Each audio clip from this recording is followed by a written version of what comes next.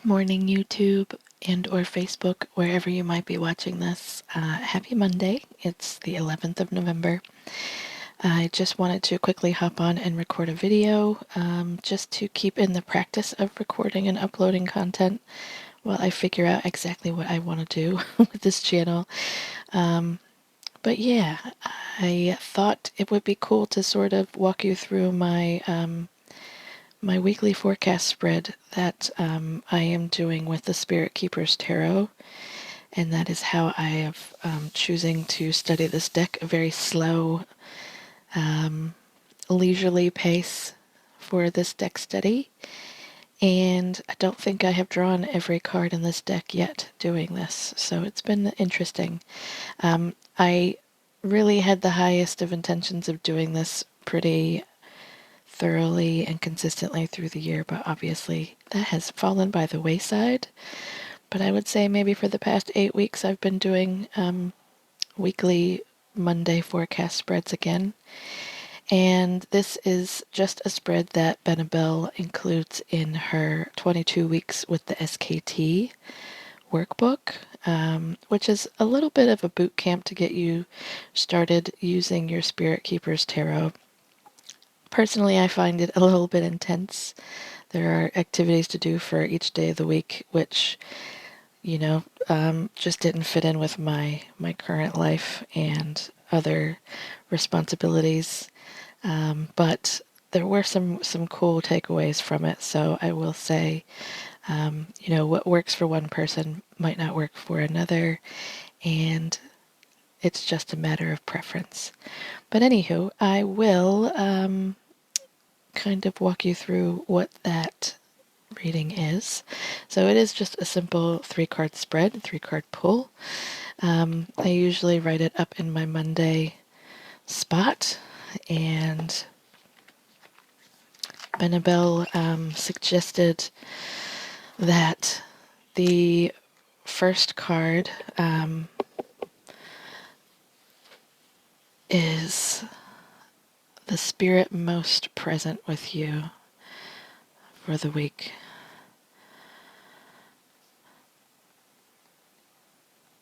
And then I usually leave a few lines. Card 2 is what is in my highest interest to prioritize.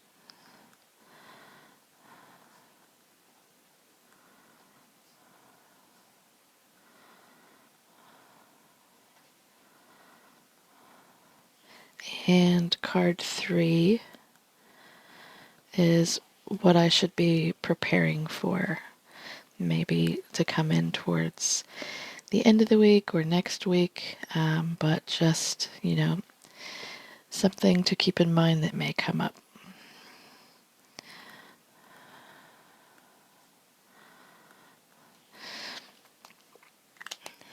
So once I've got that ready, I will usually pull my cards out.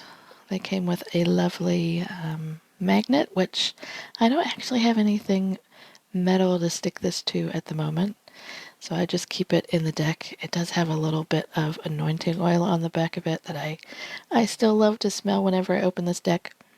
It smells so good. And Benebell graciously posted the recipe of her oil on her website. It smells so good still, and I've had this for, I think, probably a year and a half now.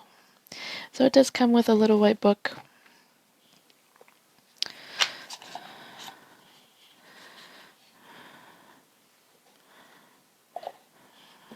Cool. So I am not particularly gentle with these cards. I know some people are.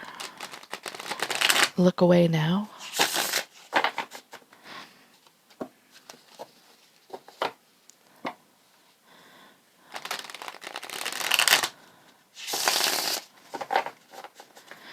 And I just usually shuffle until it feels good to me.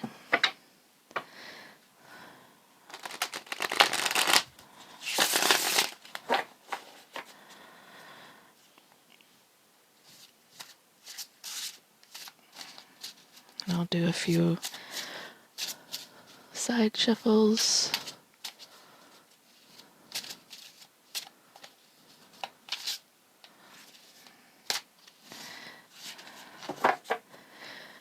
And then I like to put the deck in 3 piles. And then I like to run my hand over it to see if I get a little sensation or a zing in my hand on which pile I should pick.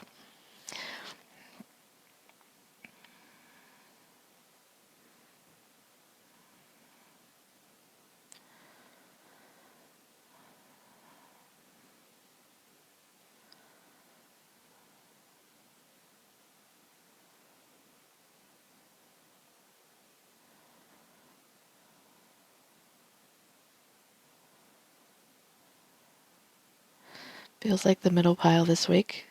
Sometimes I don't get a zing at all. And when that's the case, I usually pick the left-hand pile for some reason. And then I just take the first 3 cards from that pile.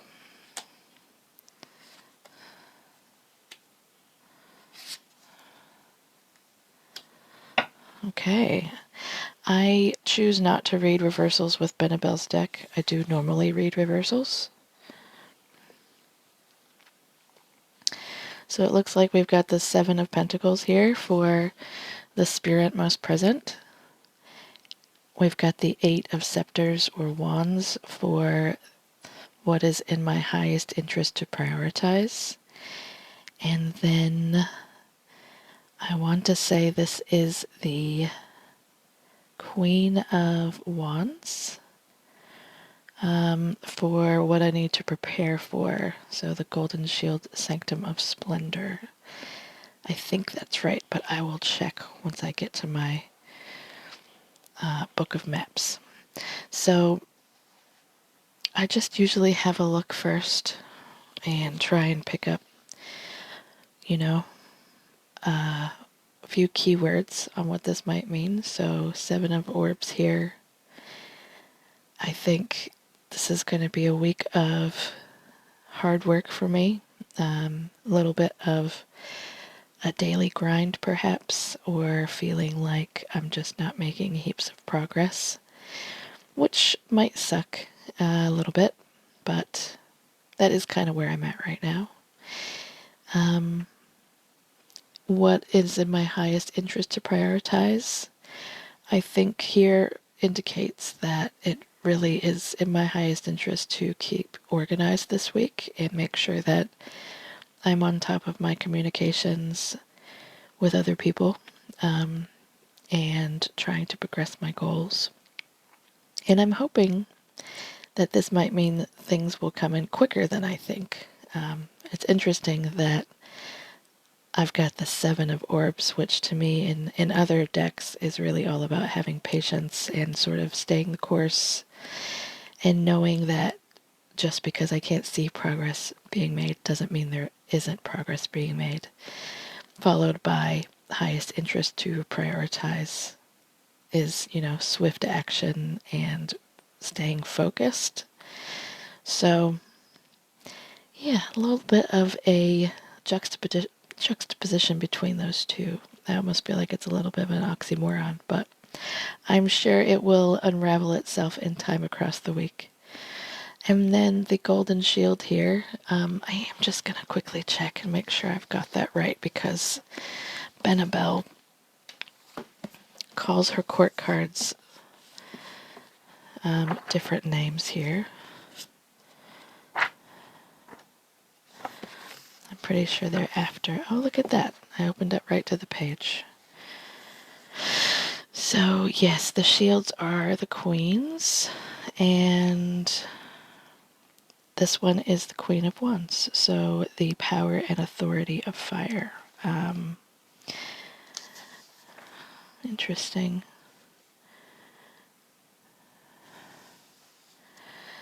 It looks like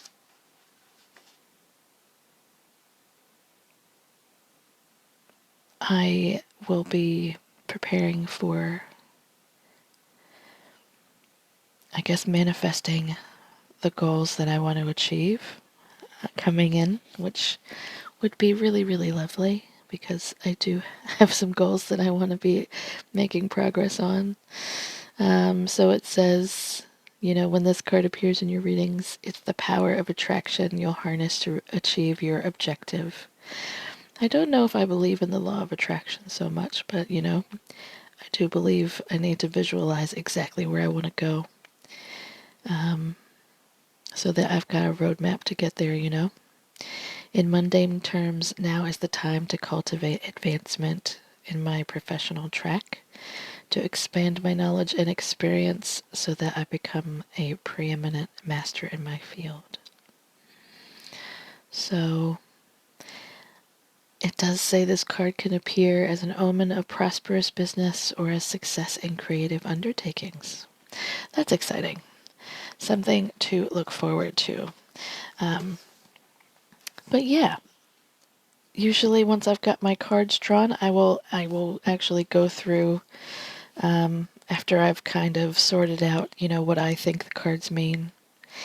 I'll then go through and read, exactly why Benebell chose the artwork she chose for each card. She does quite go in depth with that. And it is something I really appreciate when I make time to read the full card details. So, for instance, the Seven of Orbs.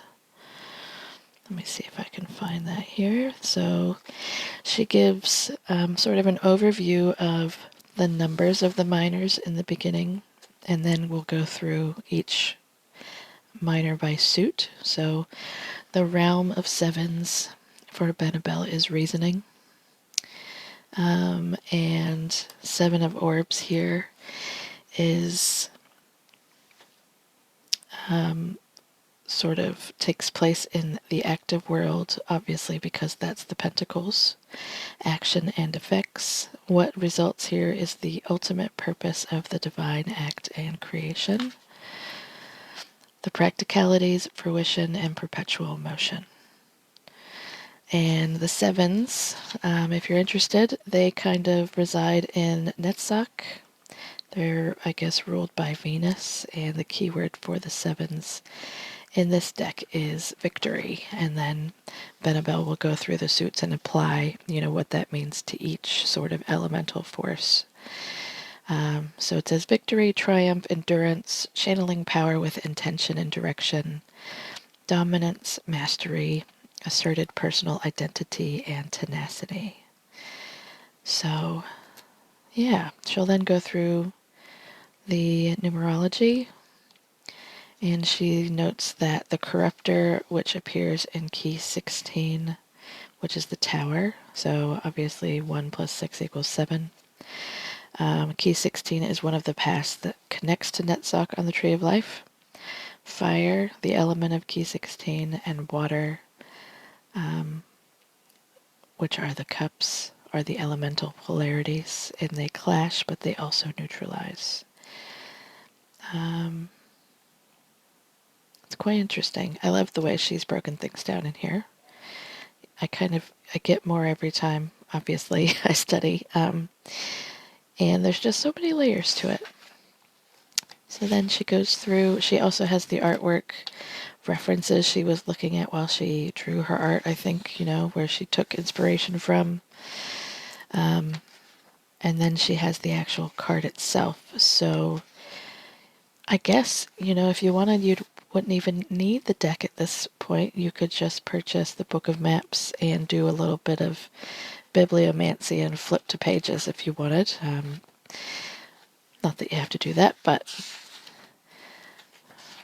at this stage, I kind of go through the book here. So, the Seven of Orbs is the gardener.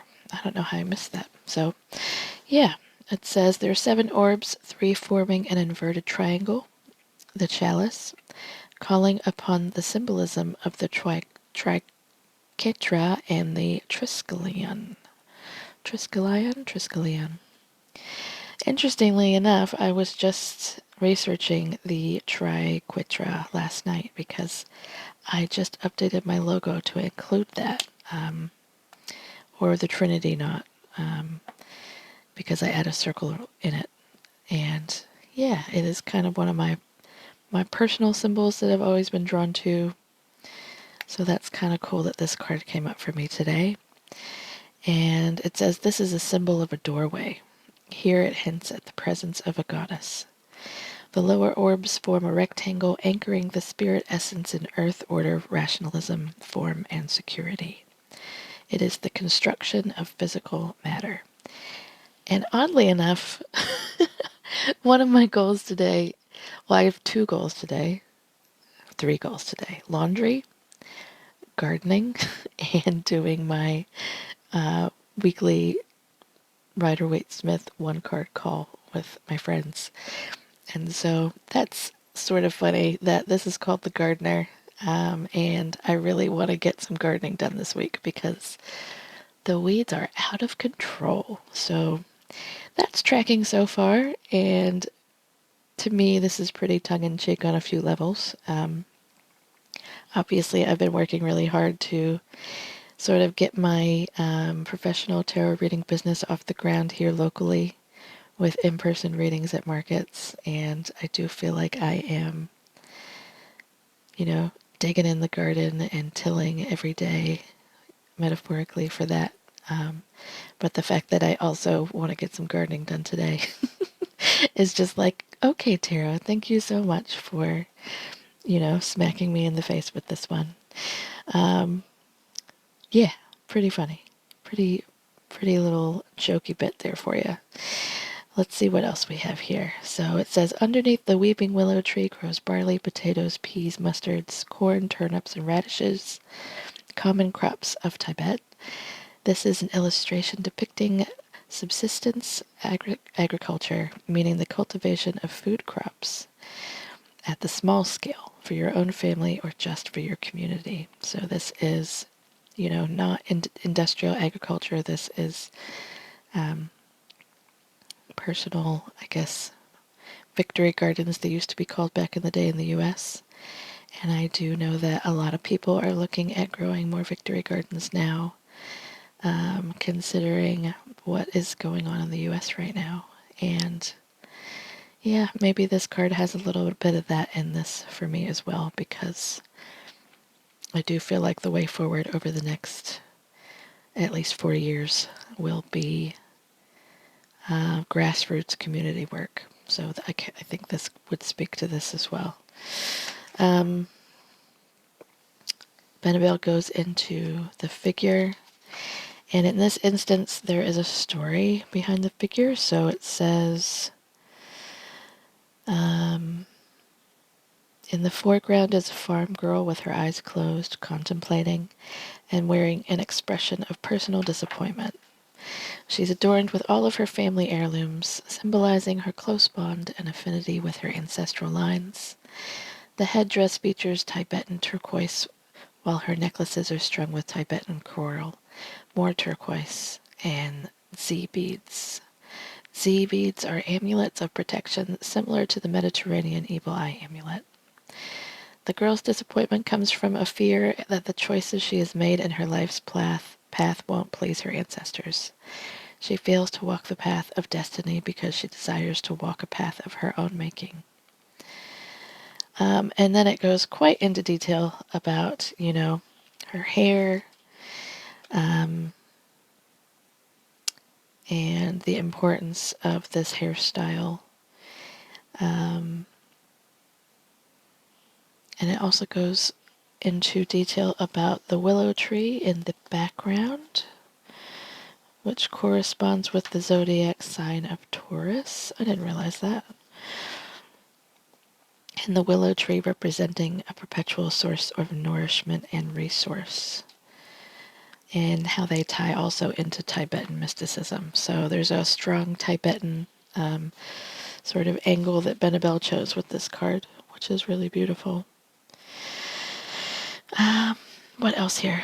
So then, after she explains sort of her art direction and why she has chosen to feature what she does, she'll go through the primordial influences, which of this card for astrological is the New World Order and the Holy See. So that is the World card, and I believe the Hierophant. I'll just quickly flip. I'll quick through, quickly flip back just to see if I've got that right. I could be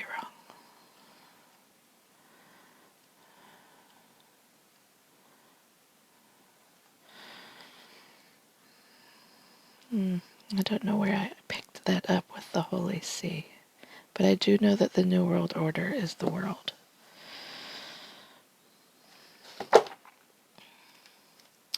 More book flipping. You can fast forward this part if you want.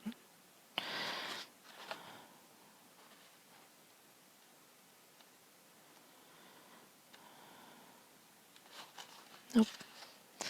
I don't know where I got that. I will have to add it to the notes if I find it.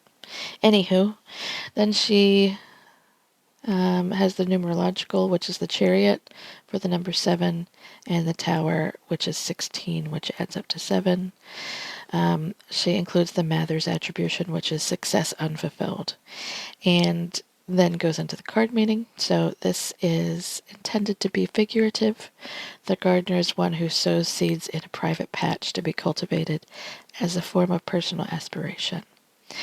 So again, this speaks to not so much a large-scale commercial or industrial undertaking, but rather something that I need to do for me. And is indicating that I'm contemplating the prospects of achievement. Past hard work has paid off, and there are several different fruits of my labor that I could harvest. But I hesitate because I'm not sure which of these fruits is the most ripe. And damn it if that isn't so bang on for me right now. I kind of am at a crossroads a little bit with,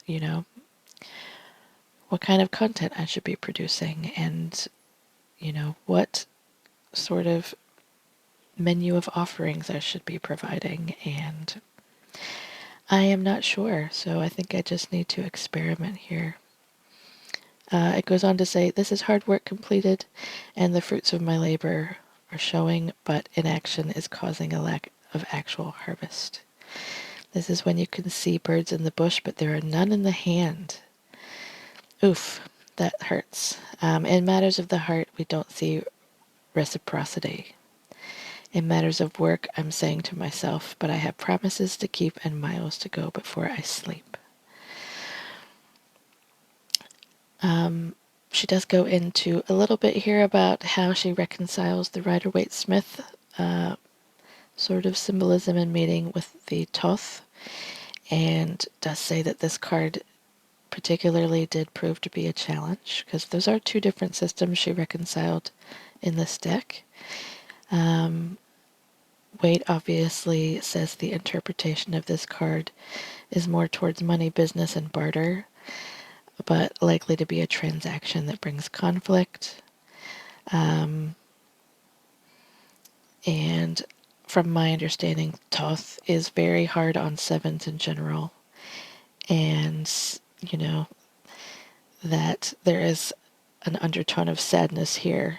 And I think the Golden Dawn name is the Lord of Failure. So there is, a little bit of discord here. Yeah. A sense of personal failing. Yep, I'm feeling a little bit of that. I'm trying not to be a pessimist or having a pessimistic outlook, but it can be really hard when you don't see immediate progress from the things you're doing, and when you kind of get to a point where you're not sure what will work. So, yeah, I am struggling a little bit with that, and this is definitely spot on in terms of where I'm at right now and what I am sort of plodding through in my day-to-day. So on many levels, this card is definitely going to be the spirit most present. So that's so interesting that this has come up, and this is the one I chose to, record, because it's very profoundly accurate. Yeah, so What else does it say here? It says, for me personally, this illustration expresses one who is feeling the weight of obligation. This is success unfilled and the lord of failure, because no matter what you do, you will be disappointing someone. Yeah, I feel that. Take the path of obligation and you disappoint yourself. Take the path you want and you disappoint others. So I guess I have to not prove, but I have to weigh up, who I can live with disappointing longer. And time again, I have chosen others over myself. So I think for right now, I need to actually choose myself over others. It says the spirit of the gardener is associated with forms of low magic, meaning there's material scarcity, and spellcrafting is being used to fill a void. So when this card appears in a reading, it can be assigned to undertake a form of prosperity magic, a love spell, or acquire a charm, intended to turn a have-not situation into a have. Well, I guess I know what I'm doing this week, huh? Interesting. So after reading all of that and digesting all of that, I now get to sort of summarize that in, 3 lines of text, which sometimes can be a little hard. And to be honest with you, I think I will probably, after I'm finished using this for the next, 6 weeks or so of the year, I will most likely be going to a different kind of planner for my weekly polls. Because it's just not enough room for, a one day here. But yeah, then I will, go through the other cards just like that and think, how they might apply to my life and what details have really stood out for me. And this is all really helping me learn Benebell's deck and how she's combined the Rider-Waite-Smith and the Toth systems into one deck with this masterpiece she created. I won't, bore you with the rest of my card interpretations for the other 2 cards, but that's sort of an inkling on where I would have gone with this one. And yeah, I thank you very much for watching. I hope you're having a better start to your week than I am. Not that mine is bad, but there's some heavy feelings I need to work through here and probably journal about this week on obligation and responsibility and duty and where I want to go with things. But anywho, let me know in the comments if you'd ever want to flip through or walk through on the SKT. I feel like that one's probably been done very many times, but I'm happy to do one. Or if you're using this deck, what do you do with this deck to kind of keep it current in your practice? I'm always eager to hear different ways different people use different decks. Anywho, thank you so much for watching, and I will try and get something else uploaded next week. Bye!